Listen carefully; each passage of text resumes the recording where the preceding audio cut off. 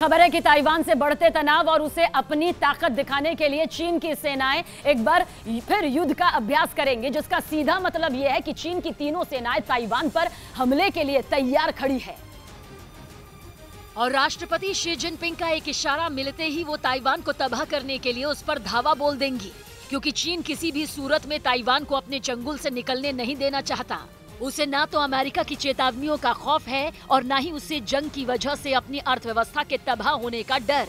यही वजह है कि चीन लगातार ताइवान के पास मिलिट्री ड्रिल करता चला जा रहा है। 2 अगस्त को नैन्सी पेलोसी के दौरे के बाद से ही चीन ताइवान पर आग बबूला है, क्योंकि चीन ने कई बार पेलोसी को ताइवान दौरा करने से मना किया था। यहाँ तक कि उनके प्लेन को मिसाइल से मार गिराने की धमकी भी दी थी। लेकिन चीन के लाख मना करने के बाद भी पेलोसी ने ताइवान का दौरा कर यह संदेश दिया कि अमेरिका ताइवान के साथ खड़ा है, और इसी बात से शी जिनपिंग का गुस्सा 7वें आसमान पर पहुंच गया। यहाँ ये डॉर्पर नामक एक अच्छी नस्ल की भेड़ को पालते हैं। पाल कर हर साल 40 से 50 लाख कमाते हैं। आपको भी करना है, उनसे सीखना है तो फ्रीडम ऐप को अभी डाउनलोड कीजिए। न सिर्फ ताइवान पर भड़के हुए हैं, बल्कि वो अमेरिका से भी चिढ़े बैठे हैं। यही वजह है कि पेलोसी के दौरे के बाद से ही चीन ताइवान को डराने और अमेरिका को अपनी ताकत दिखाने के लिए लगातार जंग का अभ्यास कर रहा है। इसी कड़ी में चीन ने एक बार फिर हांगकांग के नजदीक सैन्य अभ्यास का ऐलान किया, ताकि अमेरिका ये समझ ले कि चीन उसके दबाव के आगे झुकने वाला नहीं और वो हर हाल में ताइवान पर कब्जा करके ही रहेगा। ताइवान को घुटनों पर लाने के लिए चीन ने हांगकांग के नजदीक जंग के अभ्यास का ऐलान किया, जहां उसकी तीनों सेनाएं दुश्मनों को नेस्तनाबूद करने की ताकत को परखेंगी। बताया गया कि हांगकांग के पास 23 अगस्त की सुबह 7 बजे से दोपहर 2 बजे और फिर शाम 6 बजे से रात 11 बजे तक चीनी सेनाएं युद्ध का अभ्यास करेंगी।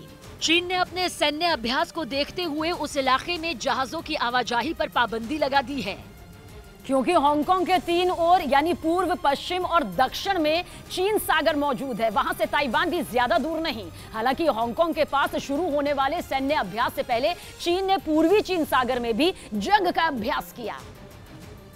और बताया गया कि करीब 14 घंटों तक चीनी सेना के युद्धपोत पूर्वी चीन सागर में आग उगलते रहे। इस सैन्य अभ्यास का एक वीडियो भी सामने आया, जिसमें रात के वक्त चीन के जंगी जहाज से लड़ाकू विमान दुश्मनों को हवा से ढेर करने के लिए आसमान में उड़ाने भरते दिखाई दिए। असल में नैन्सी पेलोसी के दौरे के बाद चीन ताइवान को डराने और उस पर दबाव बनाने के लिए उसकी समुद्री सीमाओं पर ड्रिल करता आ रहा है।